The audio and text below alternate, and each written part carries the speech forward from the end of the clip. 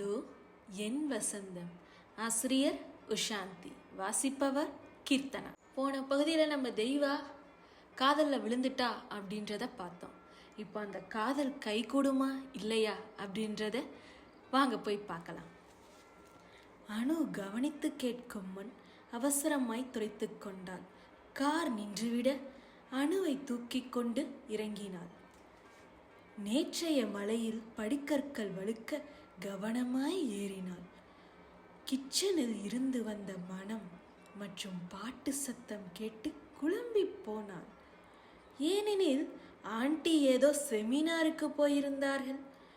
அவளது சந்தேகம் அணுவுக்கு துளி கூட இல்லை.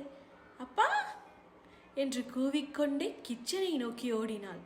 இவளும் பின்னே ஓடினாள். அங்கே ஷார்ட்ஸ் ஆர்ம் கட் சகிதம் அவளது ஆப்ரான் வேறு மாட்டிக்கொண்டு பரோட்டாக்களை குட்டி குட்டியாக வெட்டி கொண்டிருந்தான். மறுபுறம் வானிலையில் கட் செய்யப்பட்ட மரக்கறிகள் வதங்கி கொண்டிருக்க இன்னொரு பாத்திரத்தில் சிக்கன் இருந்தது. காதில் ஹெட்ஃபோன். டூர் போன இடத்தில் எங்காவது மரம் மோதி இருந்துச்சா? முகத்துல இவ்வளவு குதூகலம்.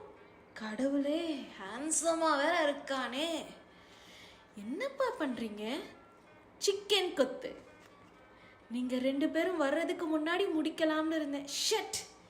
ஐயையோ, எனக்கு வயித்த வலிக்குது தெய்வா. பயப்படாத, நான் உன்னை விட சூப்பரா சமைப்பேன்.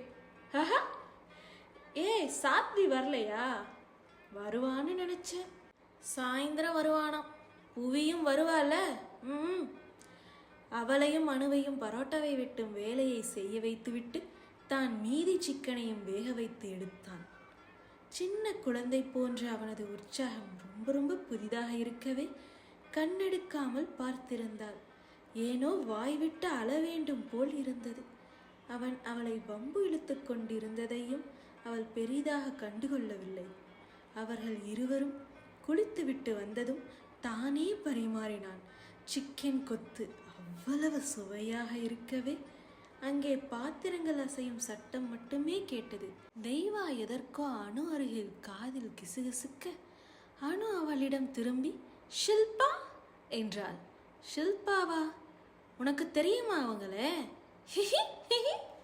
அணு சிரிக்க தெய்வீகன் ஏதோ ஜாடை காட்டியதும் அடங்கி விட்டார். என்னது சொல்ல போறீங்களா இல்லையா அணு என்றபடி அவளை பார்க்க, அது அப்பா உன்னை ஷில்பான்னு சொல்லுவார். ஷில்பானா? அவள் புரியாமல் தேவாவை பார்க்க அவன் பொறியேறி விட்டதற்கு பரிகாரமாய் தண்ணீர் தேடிக்கொண்டிருந்தான். நீ முடியை ஷில்பா பண்றதால அணுக்குட்டி, அது சிலுப்பா. இப்போது நேரடியாக தெய்வீகனை களத்தில் இறங்கிவிட அவளுக்கு தான் கொலை வெறியானது. என்ன தைரியம் இருந்தா இருவரும் அவளுக்கு இப்படி ஒரு பட்டப்பெயர் வைத்திருப்பார்கள். அதைவிட இப்போதும் பல்லை காட்டுறத பாரு. சட்டென்று மேஜையில இருந்து எழுந்தாள். சிலுப்பா இப்படித்தான் சிலுப்பிக்கிட்டு போகும். ஷில்பா இப்படிதான் ஷில்பி. அணு அவனை அப்பிரதி செய்ய முயன்றாள். சட்டென அருகில் இருந்த தண்ணீர் கிளாஸை எடுத்து இருவர் தலையிலும் மாறி மாறி அபிஷேகம் செய்துவிட்டு விடுவிடுவென்று உள்ளே சென்று விட்டாள் இனியா. பப்ளிமா சின்னரம் வந்திருப்பாளா என்று எண்ணமிட்டபடியே படிகளில் ஏறியவன் வழுக்கி விழ பார்த்தான். இதற்காகத்தான் இன்று வரவேண்டாம் என்று இருந்தான். எத்தோ போனில் அண்ணாவை பற்றி சொன்ன தகவல் அவனை இழுத்து வந்து விட்டது. பழைய அண்ணா எந்த நேரமும் நானும் சமையல் செய்கிறேன் என்று கிச்சனில் புகுந்து கிச்சனை ஒரு வழி பண்ணும் அண்ணா பார்க்க வேண்டும் என்று தோன்றிவிட ஓடி வந்து விட்டான். ஹாலுக்குள் நுழைந்தவனை நித்து மற்றும் புவியின் சிரிப்பு சத்தம் தான் வரவேற்றது. வாடா மாப்பிள்ள, வாழப்பழ தோப்புல. நான் உன் மாப்பிள்ள கிடையாது, அடங்கு. ஐயே ஆசை தோசை, நீ எல்லாம் குழந்தடா. பார், சண்டைக்கு வர வேண்டியவ முறை மாதிரி நின்றுட்டு இருக்கா. திரும்பி புவியை நன்றாக முறைத்தான். சளைக்காமல் அவன் பார்வையை தாங்கிவிட்டு அணுவை தேடி ஓடிவிட்டாள் அவள். மாடியில் காலடி சத்தம் கேட்டு திரும்பி பார்த்தவன் அப்படியே நின்றான். அழுகை வரும் போல் இருந்தது. அண்ணா அவன் வீட்டில் உற்சாகமாய் இருக்கும்போது இப்படித்தான் இருப்பான். வாடா, என்னை கூப்பிட்டு இருக்கலாமல்ல, இப்பதான் நான் வந்தேன். அதற்குள் பேஷ்டி மற்றும் டீ கப்புகளோடு வந்த நித்து புவியையும் அணுவையும் அழைக்க அனைவரும் கொறிக்க ஆரம்பித்தனர். இவன் அணுவை மடியில் வைத்தபடி புவியையும் நித்துவையும் சீண்ட தெய்வீகன் புவிக்கு ஆதரவாகவும் நித்துவுக்கு எதிராகவும் ஆஜராக காலே கலகலத்தது. எங்கேயாவது போகலாமா தெய்வா? ஏய் நித்து, நீ மட்டிபால் விளையாண்டுருக்கியா? மட்டிபால்னா சேத்து பந்து. நம்ம காய்கறி ஏரியா ஃபுல்லாக க்ளீன் பண்ணிட்டாம்ல, அதில் இப்போ நிறைய வெள்ளம் தேங்கி இருக்கு. நாங்கள் அந்த வெள்ளத்தில் இறங்கி நின்று பால் விளையாடுவோம். கொஞ்ச நேரத்தில் இடம் ஆட்கள் எல்லாம் சேராகி பயங்கர ஜாலியாக இருக்கும். வரியா? ஹே அண்ணா, முன்னாடி அடிக்கடி விளையாடுவோம்ல. அனு, நித்து எல்லோரும் உங்கள் கிட்ட இருக்கிற பழைய ட்ரெஸ்ஸை போட்டுட்டு வாங்க. ஏன்னா இனிமேல் அதை யூஸ் பண்ண முடியாது. கே என்றபடி புவியை இழுத்து கொண்டு அவர்கள் ஓடி மறைய தேவாவின் கப்போர்டில் ஓடி போய் தானும் ஒரு ஷார்ட்ஸ் டிஷர்ட் மாட்டி வந்தான் சாத்விக். கீழே வந்தால் பெண்கள் மூவரும் அதே உடையில்.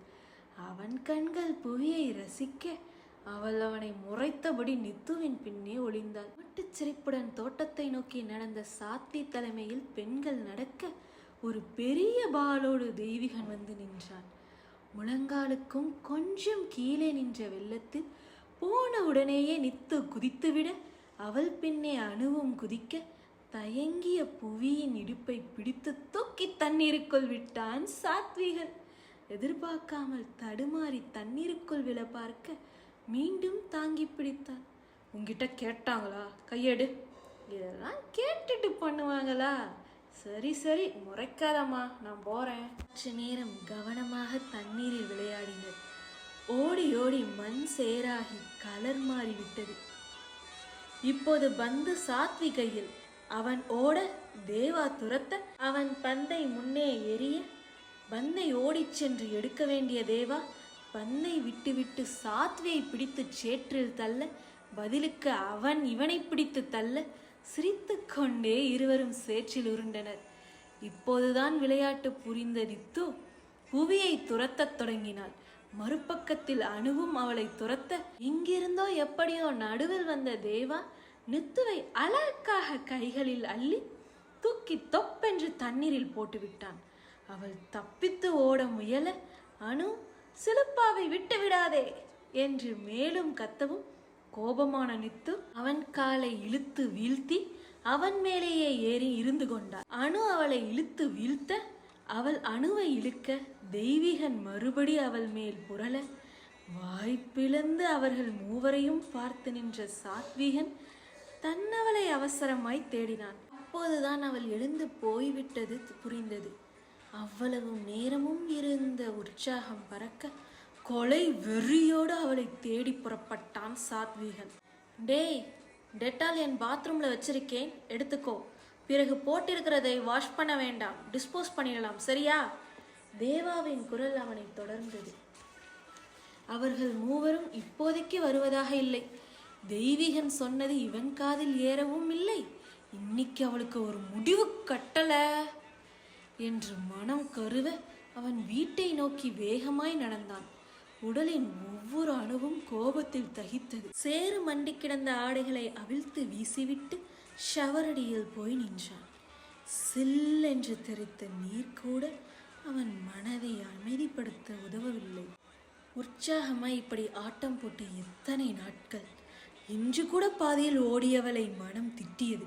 ச்சே, எவ்வளவு அலசினாலும் மண் போவேனா என்கிறதே. எனக்கே இப்படினா நித்து என்ன பண்ணுவா? ஹெஹே. டேய், நீ இப்போ கோபப்படணும், இல்லைன்னா சோகமாகணும். இப்படி நித்துவை நினைத்து சிரிக்கக்கூடாது. அவன் மதம் அதட்டவே வலுக்கட்டாயமாய் அவன் சிந்தனையை புவிக்கு திருப்பினான். பூமி என்ன சுத்துதே, ஊமனெஞ்சு கத்துதே. ஒரு வழியாய் சுத்தமாகி வந்தவன் கண்களுக்கு நித்து, தேவா, அணு யாரும் தட்டுப்படவில்லை. இன்னும் சேத்தை விட்டு எந்திரிக்கலையோ யாரு கண்டா?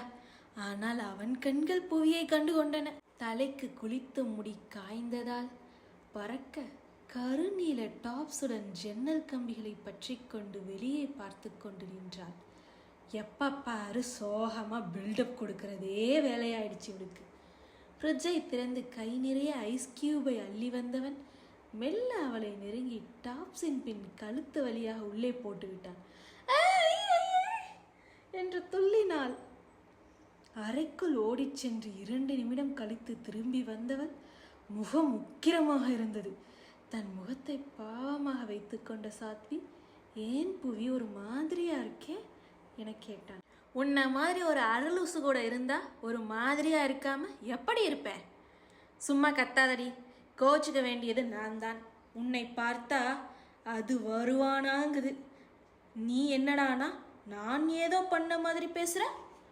அப்ப நீ ஒன்றும் பண்ணல. அதை விடு, எவ்வளவு சந்தோஷமா விளையாடினோம். ஏண்டி பாதியில விட்டுட்டு வந்த? எனக்கு டயர்ட் ஆயிடுச்சு. பொய் சொல்லாதே. உனக்கு நான் சந்தோஷமா இருக்கிறது பிடிக்கல, அப்படித்தானே? பேசுடி, உன்கிட்ட தானே பேசுறேன். பதில் சொல்லிட்டு அழுன்னு சொல்றேன்ல, உனக்காக தான் வந்தேன், போதுமா? ஏய் என்னம்மா? அவள் தலையை கைகளில் தாங்கி கண்ணீர் கரையை விரல்களால் துடைத்தான். அவன் விரலை கன்னத்தில் அழுத்தி கொண்டவள் இன்னும் விம்மினாள். உன்னை என்னால் இப்படி பார்க்க முடியல சது. அதே நேரம் என் மனசும் மாற்றிக்க முடியலை. தோட்டத்தில் தேவானா நித்து கூட விளையாடும்போது நீ ஏக்கமாய் பார்த்துட்டு நின்னியே, அதான் எனக்கு அழுக வந்துடுச்சு. ஓடி வந்துட்டேன். என்னால் உனக்கு எவ்வளவு கஷ்டம் இல்லை?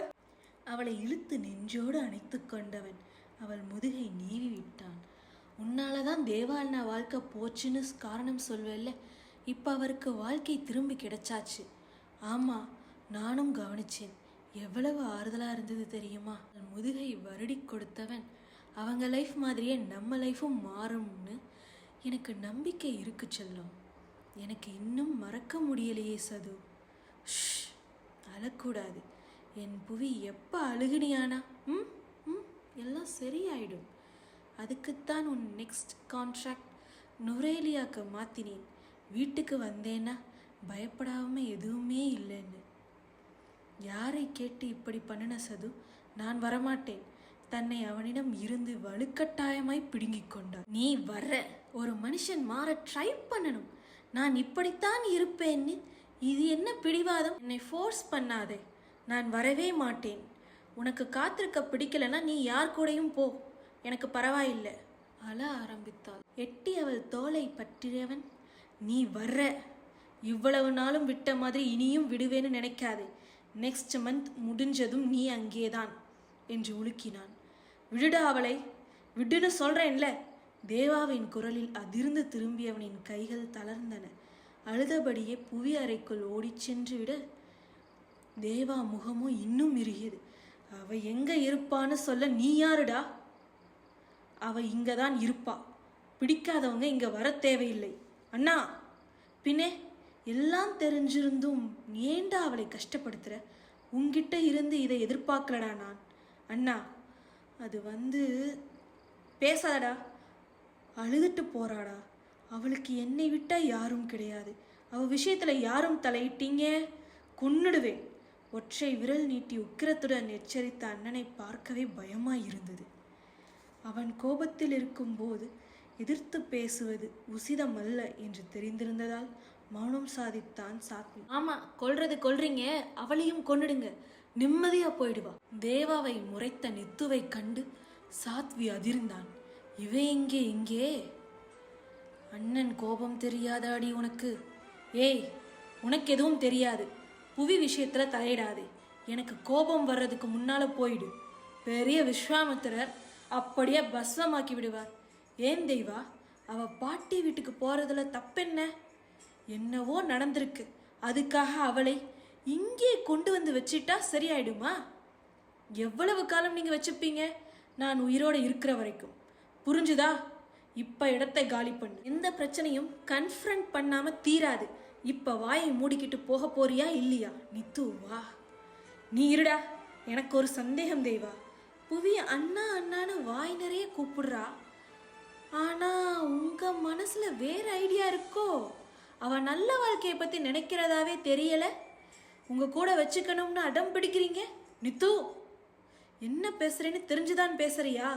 சாத்வி பதற்றமாய் அலறவும் அன்னத்தில் அறை வாங்கியது போல் வெளிரிய முகத்துடன் விழுடா என்று மெல்லிய குரலில் சொல்லிவிட்டு, என்னை பற்றி இவ்வளவு உயர்வா நினைச்சதுக்கு தேங்க்ஸ் நித்து என்றபடி மௌனமாய் திரும்பி நடந்தான் தெய்வீகன். என்னடி இப்படி பண்ணிட்ட? பின்ன கண்ணை வச்சுக்கிட்டு பார்க்க மாட்டேன்னு அடம் பிடிச்சா அதிர்ச்சி வைத்தியம் தான்டா. சரி, நான் சரி பண்றேன், விடு. அண்ணா போனதை பார்க்கவே பாவமா இருக்குடி. எவ்வளவு சந்தோஷமா சிரிச்சான். இப்படி ஆயிடுச்சு. அதை நீதான் மௌன ராகத்தை ஓட்டுவதற்கு முன் யோசிச்சிருக்கணும். நான் பார்த்துக்கிறேன், விடு. துணிந்து பேசிவிட்டாலே தவிர கன்னத்தில் அறை வாங்கிய குழந்தையாய் தளர் நடையுடன் சென்றவனை எண்ணி மனம் வலித்தது. சாத்திய அறைக்கதவை திறந்து கொண்டு தெய்வீகனின் அறைக்குள் நுழைந்தாள் இனியா. அறைக்கு கீழ் கைகளை வைத்துக் கொண்டு கண்மூடி படுத்து கிடந்தவனை காண அழுகை வந்தாலும் ஊனா தேவதாஸ் மாதிரி ஆயிடுறான் என்று மனம் செல்லமாய் திட்டவும், கால்நடை சத்தம் கேட்டு கண் திறந்தவன் அவளை கண்டதும் சட்டென்று எழுந்து அமர்ந்தான். உங்ககிட்ட கொஞ்சம் பேசணும் தெய்வா. அதான் நிறைய பேசிட்டியே. தெய்வா, அது உங்க கோபத்தை நிறுத்த அப்படி பேசினேன். உங்களை யாராவது அப்படி சொல்லுவாங்களா? ஆனாலும் நீங்க மத்தவ பக்கம் இருக்கிறதை பார்க்கவே மாட்டேங்கிறீங்களே. எதை நான் பார்க்கல? குரல் கொஞ்சம் தெளிந்திருந்தது. தாஜ்மஹால். சாத்விக்கு என்ன உரிமை இருக்குன்னு கேட்டீங்களே, அவன் மேல அவனுக்கு இல்லாத உரிமை உங்களுக்கு கிடையாது. என்ன சொல்ற? இன்னும் புரியலையா? அவங்க 2 பேரும் ஒருத்தரை விரும்புறாங்க தெய்வா. என்ன சொல்ற நீ? சாத்வி புவி. கடுப்பாயிடுவேன் நான். சின்ன கெஸ் கூட பண்ணலையா? சாத்வி புவி. அவள் தன்னையே பார்த்திருக்க கண்டு முகம் சிவந்து, நான் அவளை அணு மாதிரியே நினைப்பேனா? சாத்வி அவளை லவ் பண்ணுவான்னு எனக்கு தோணலை. ரொம்ப சந்தோஷமா இருக்கு. பாட்டி அம்மா கிட்ட சொல்லணும். கிழிஞ்சது. அவங்க எல்லோருக்கும் தெரியும் நீங்க தான் கடைசியா எறிகிற டியூப்லைட். எட்டி அவள் காதை பற்றி திருகியவன், சான்ஸ் கிடைச்சதும் நல்லாவே 6 அடிக்கிறேன். வந்து தெய்வா. சாத்வி என்ன பண்ணாலும் கண்டுக்காதீங்க. அதிரடியா ஏதாவது தான் பண்ணணும். புவி விஷயத்துல நீங்க யாரும் எனக்கு சொல்லலைனாலும் ஓரளவுக்கு என்ன நடந்ததுன்னு புரிஞ்சுக்க முடியுது. சொல்லக்கூடாதுன்னு இல்லம்மா, எங்க யாருக்குமே அதை மறுபடியும் நினைச்சு பார்க்குற தைரியம் இல்லை. உனக்கு தெரிய வேண்டியதுதான் என்று பெருமூச்சு விட்டான் அவன். அவள் கதை கேட்பது போல் ஓடிப்போய் சோபாவில் வாகாய் அமர்ந்து கொள்ளவும் சின்ன சிரிப்புடன் அவள் தலையை கலைத்தவன் எதிர் சோபாவில் தானும் அமர்ந்து கொண்டான். புவி முன்னெல்லாம் எப்படி இருப்பான்னு உனக்கே தெரியும். ரொம்ப வாயாடி, எந்த நேரமும் ஏதாவது குறும்பு பண்ணிட்டே இருப்பா. நான் சொல்லி சொல்லி களைச்சு போயிட்டேன், எல்லோர்கிட்டையும் வாயடிக்காதேன்னு. அவ கேட்கறதே இல்லை. எனக்கு கல்யாணமாகி மிது ப்ரெக்னெண்ட்டாக இருக்கும்போது தான் இது நடந்திருக்கு. எனக்கு அப்போ அவ சொல்லலை. MP ஜனகரனோட பையன், கார்த்தின்னு பேரு. காவாலி பொறுக்கி. சொல்லும் போதே அவன் பற்கள் கடிப்பட்டன. புவியோட ஃப்ரெண்டு ஸ்ருதி மேலே அவனுக்கு ஒரு கண் இருந்திருக்கும் போல. இவங்க 2 பேரும் ஸ்கூல் போகும்போது பின்னாடி போகிறது, பாட்டு பாடுறது, தொல்லை பண்ணுறதுன்னு இருந்திருக்கான். உனக்கு தான் இவளை பற்றி தெரியும்ல. விரட்டி அடிச்சிருக்கா. பிறகு அந்த நாய் இவகிட்ட ஏதோ அசிங்கமாக லெட்டர் எழுதி ஸ்ருதி கிட்ட கொடுன்னு மிரட்டியிருக்கான். திட்டிட்டு வந்துட்டான். அப்புறம் பார்க்குக்கு போகிற வழியில் அவன் திரும்பவும் வழி மறித்து ஸ்ருதி ஒத்துக்கலைன்னா 2 பேரையும் கடத்தி கொண்டு போய் வித்துடுவோம்னு மிரட்டியிருக்கான் கிராதகன். இவ பேசாமல் வரலை. அவ்வளவு ஜனங்க முன்னாடியும் செருப்பை கழட்டி சாத்துன்னு சாத்தியிருக்கா. அவமானத்தோட போனவங்க திரும்ப வரலை. இவ தான் எப்படி அவனை விரட்டி அடிச்சோம்னு அம்மா கிட்ட பெருமையா சொல்லியிருக்கா. என்கிட்ட சொல்ல வேணாம், வீணா பயப்படுவோம்னு இவ சொல்ல அம்மாவும் சீரியஸா எடுத்துக்கல. ஆண்டி இறந்த பிறகு இவ சாயந்தர நேரம் பிள்ளையார் கோயிலுக்கு போய் வருவாள். நானும் மிதுவோட டெலிவரின்னு பிஸி. பாவி பசங்க இவளை நல்லா நோட் பண்ணியிருக்காங்க. இவளுக்கு தெரியலை. ஒரு நாள் கோயிலுக்கு போனவளை 6 மணி ஆகியும் காணலைனதும் அம்மா அழுதுகிட்டே ஓடி வந்து சொன்னாங்க. பதறி போய் நானும் சாத்வியும் தான் போனோம். அவனை பற்றி நாங்கள் கேள்விப்பட்டிருந்த விஷயங்கள் அப்படி. நிறுத்திவிட்டு ஜன்னலை கொஞ்ச நேரம் விரித்தான். கோயில் முழுக்க தேடியும் அவ இல்லை. வழியெல்லாம் தேடி பார்த்தேன். கோயிலுக்கு பின்பக்கம் வெறும் வளவுல கார்த்திக்கும் அவன் அடியாளுங்களுக்கும் நடுவில் இடுப்புக்கு மேலே எந்த துணியும் இல்லாமல் கையால் மறைச்சிக்கிட்டு என்னை விட்டுடுங்கன்னு இவால அவனுங்க சிரிச்சுக்கிட்டு இருந்தானுங்க. அவனுங்க கிட்ட வரவும் தேவானான்னு கத்தினது தான் கேட்டது. எப்படி இருந்திருக்கும் சொல்லு? ஜென்மத்துக்கும் மறக்க முடியாது என்னால்.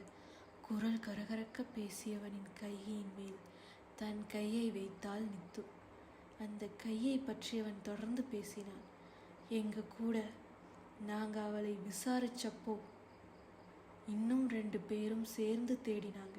மொத்தம் 4 பேர் தான். ஆனால் எனக்கு அதெல்லாம் நினைவில்லை. என் புவி அது மட்டும்தான் நினைவில் இருந்துச்சு. கண்மண் தெரியாத கோபத்தில் பக்கத்தில் இருந்த இரும்பு கேடாரை தூக்கி போய் நேராக அந்த கார்த்தி மேலேயே போட்டேன். சாத்வி கிட்ட அவளை கூட்டிட்டு போடான்னு கத்திக்கிட்டே அந்த கேடாரால் அடிச்சுக்கிட்டே இருந்தேன். அவன் கத்துறான். அந்த பயத்தில் ரவுடிங்க கூட என் பக்கத்தில் வரலை. வெறித்தீரும் வரைக்கும் அடிச்சுட்டு கேடாரை போட்டுட்டு நான் போயிட்டேன். மயங்கி மயங்கி விழுந்து அப்புறம் 2 நாள் கோமாவில் இருந்தா புவி. நாங்கள் வரலைன்னா என்ன ஆகியிருக்குன்றது ஒரு பக்கம், தடிப்பசங்க முன்னாடி இப்படி கூசி நின்னேங்கிறது ஒரு பக்கம். அவளை தேற்ற யாராலையும் முடியலை. MP பையன் மேலே கையை வச்சுட்டேன். போலீஸ் வரப்போகுதுன்னா எதுவுமே நடக்கலை. அப்புறம்தான் அவனுக்கு ஒரு காலை எடுத்தாச்சுன்னும் மற்ற கால் மோசமாக முறிஞ்சிருக்குன்னு தெரிஞ்சுது. அப்போது அணு பிறந்த 1 மாதம் இருக்கும். என்னை எங்காவது அனுப்பிடலாம்னு அம்மா அழுவாங்க. அவங்க தொல்லை தாங்காமல் ஹட்டான் கிளம்பினோம். லாரி ஒன்று காரோட மோதி எனக்கும் அணுவுக்கும் எதுவும் ஆகலை. மிதுதான் தெருவில் விழுந்தா. மேலே சொல்ல முடியாமல் விக்கி விக்கி அழுக. அவனின் தலையை வயிற்றோடு அணைத்து கொண்டு தானும் கண்ணீர் விட்டாள் இனியா. சற்றென்று தன்னை சமாளித்து விலகியவன் ஜன்னலை பார்த்து கொண்டு தொடர்ந்தான்.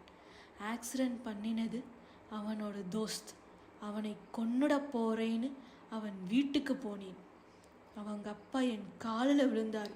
எல்லாம் தனக்கு தெரியும். அவனை வெளிநாட்டுக்கு கண்காணாத தூரத்துக்கு அனுப்பிடுறேன்னு கெஞ்சினார். அவனும் கெஞ்சினான். ஆக்சிடென்ட் பண்ணி என் காலையும் உடைக்கிறது தான் நோக்கமாம். மிது போனது தாங்களே எதிர்பார்க்காததாம். அவளே போயிட்டா. இனி உன்னை கொல்றத திரும்பி வந்துடுவாளா என்ன? ஆனா இனி நீ என் கண்ணில் பட்டா கொன்னுடுவேன்னு சொல்லி வந்துட்டேன். சொன்ன மாதிரியே அவனை அனுப்பிட்டாங்க. எனக்கு அந்த ஊரில் இருக்கவே பிடிக்கலை. அணுவையும் புவியையும் கூட்டிட்டு வந்துட்டேன் ஹட்டானுக்கு. இப்போதுதான் ஒரு மாதிரியாக இருக்கா. முன்னாடி பார்க்கவே முடியாது. தூக்கத்தில் அலறதும் சாமான் எல்லாம் போட்டு உடைக்கிறதும்னு அவள் இருக்க, மிது போன துக்கத்தில் பைத்தியக்காரன் மாதிரி நான் இருக்க. அப்பா, 1 வருஷம் எங்கள் 3 பேருக்குமே நரகம்தான். விடு, எல்லாத்தையும் தாண்டிட்டோம். இப்போ நீ சொன்ன விஷயம் ரொம்ப சந்தோஷம் எனக்கு. இந்த விஷயத்தை முடிக்க நீ என்ன பண்ணினாலும் சப்போர்ட் பண்ணுவேன் என்று மெல்ல புன்னகைத்தான் தேவா. இவ்வளவு பாரத்தை இறக்கிட்டு நீ சிரிக்கிறியா? கண்டிப்பா ஏதாவது பண்ணணும் தேவா. அணு அவளை அழைக்கும் சத்தம் கேட்க அவனிடம் விடைபெற திரும்பினாள். அவளையே பார்த்திருந்தவன், ஏனித்து உன் பிரவீனோ சாத்வியோ என்னிடத்துல இருந்திருந்தா என்னை கேட்ட மாதிரி ஒரு கேள்வி, அதான் புவியை வேணும்னே இங்கே வச்சிருக்கீங்கன்னு கேட்டிருப்பியா என்று கேட்டான்.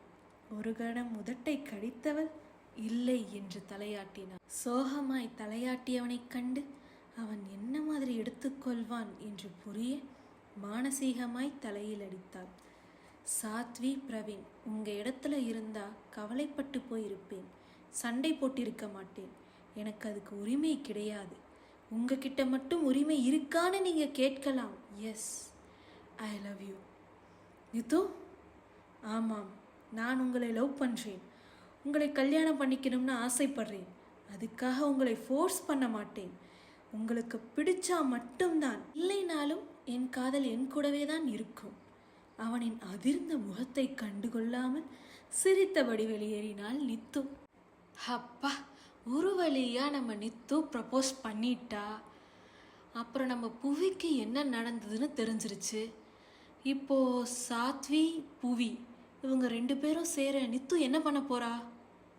இதையெல்லாம் தெரிஞ்சுக்க தொடர்ந்து கேளுங்கள் அம்மு ஸ்டோரீஸ். இது மீளாதோ என் வசந்தம்.